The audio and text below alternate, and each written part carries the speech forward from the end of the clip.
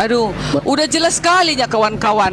Dia Elohim menyatakan dirinya dalam rupa Yesus, dalam rupa manusia dia turun ke bumi. Bukan Elohim yang turun ke bumi, bukan Allah Maha Besar itu yang turun ke bumi.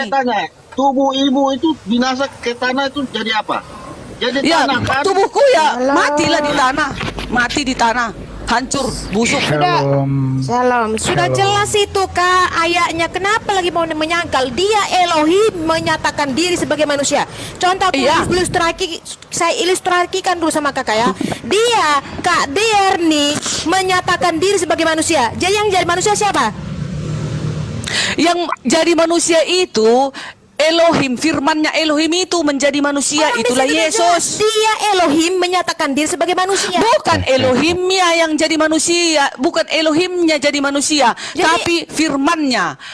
Firman Elohim itu menyatakan dia Elohim menyatakan diri sebagai manusia. Tapi siapa yang jadi manusia di situ? Udah gini aja lah. Berarti kalau kalian begitu ya, yang datang rupa manusia.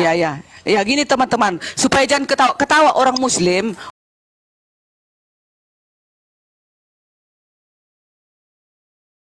Udah, kita nggak usah lah ribut gara-gara ini.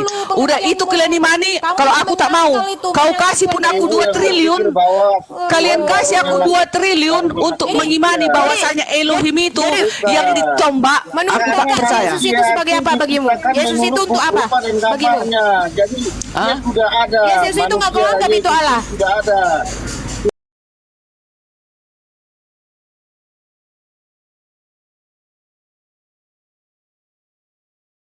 Yesus itu bagimu apa? Yesus itu bagiku sekarang itu dialah penguasa alam semesta ini. Nah, itu. Habis Yesus itu sebagai apa bagimu? Bagi Tuhan kah? Sebagai Allah kah? Sebagai apa semua? Maha kuasa. Tahu maha kuasa? Apa maha sebagai Allah penguasa langit dan bumi ini. Berapa orang maha kuasa? Yang maha kuasa hanya 1. Nah, setelah itu yang kau anggap Yesus itu siapa? Yesus itu di bumi, Yesus itu di bumi, firmannya Elohim turun ke bumi ini untuk menyatakan misinya, misi mereka, yaitu menyelamatkan aku dari dosa. Kitab Korintus tadi sudah dijelaskan tentang Yesus sudah naik ke surga, bukan sebagai firman lagi. Yang jelas kawan-kawan, aku tidak mengimani, aku tidak mau percaya bahwa Elohim yang kena disalib. Kalau kamu tidak percaya, bermakna kamu antikristus. Enggak, kalian yang antikristus. Bukan aku. Di dalam satu Yohanes berapa itu? Kalau kamu tidak percaya bahwa Allah datang sebagai manusia, kamu antikristus.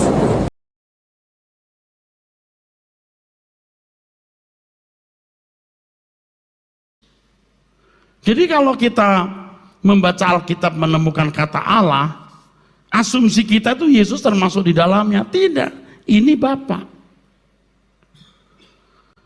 Bicara seperti ini berat sebenarnya, saudara. Berat. Karena konsep orang sudah salah. Bapak udah sekolah tinggi-tinggi, kenapa Bapak nggak baca Alkitab semuanya? Saya aja Pak, ya tidak suka belajar kayak Bapak tiap hari, tapi untuk basic ini saya paham betul Pak. Kalau kita membaca dalam surat Rasul Paulus yang menjadi tujuan doa Rasul Paulus terus tuh theos, dalam terjemahan kita Allah. Memang ini juga bisa mengaco kata ini. Allah ini tunggal kan? Menyiratkan tunggal, sedangkan di perjanjian lama, kata Allah juga digunakan untuk Elohim. Ini juga mengacau sekali. Elohim diterjemahkan Allah. El yang sama dengan Theos diterjemahkan Allah. Apa nggak kacau nih? Kacau, saudaraku. Sebenarnya di sini kacau. Nah, Theos ini Bapak di surga.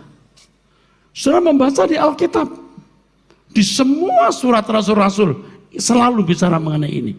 Kuduslah kamu sebab aku kudus. Theos. Theos, Theos, Theos, Theos. Nah, dengan terjemahan ini, dengan terjemahan Theos menjadi Allah, lalu tanpa disadari Yesus dimasukkan di sini. Padahal tidak, ini Theos. Nanti di dalam ayat yang lain baru ada Tuhan kita Yesus Kristus. Terpujilah Allah, Bapa dari Tuhan kita Yesus Kristus. Baca. Terpujilah Allah, Theos maksudnya, Bapa dari Tuhan Yesus Kristus. Jadi kalau kita membaca Alkitab menemukan kata Allah, asumsi kita itu Yesus termasuk di dalamnya. Tidak, ini Bapa. Bicara seperti ini berat sebenarnya, saudara. Berat. Karena konsep orang sudah salah. PR Astusabdono, Bapak mengatakan bahwa Yesus itu bukan Theos tapi Kurios. Artinya Theos itu adalah Allah Bapa. Jadi Yesus itu Kurios. Dia di bawahnya Allah Bapa. Bapak mengatakan bahwa Bapa di sorga dengan Tuhan Yesus itu tidak sehierarki karena Yesus Kristus adalah perwakilan. Dan di sini Bapak mengatakan bahwa Yesus ini kadang-kadang disalahpahami oleh banyak orang sehingga dimasukkan ke kata Theos tadi. Padahal Theos tadi itu adalah Allah yang itu mengacu kepada Bapa. Bapa itu pakai Theos, artinya Allah itu pakai Theos. Sedangkan Yesus itu pakai Kurios, Tuhan. Dan Bapak katakan di ayat-ayat Alkitab banyak yang menjelaskan bahwa Yesus itu adalah Kurios tadi. Artinya bukan Allah, bukan Theos.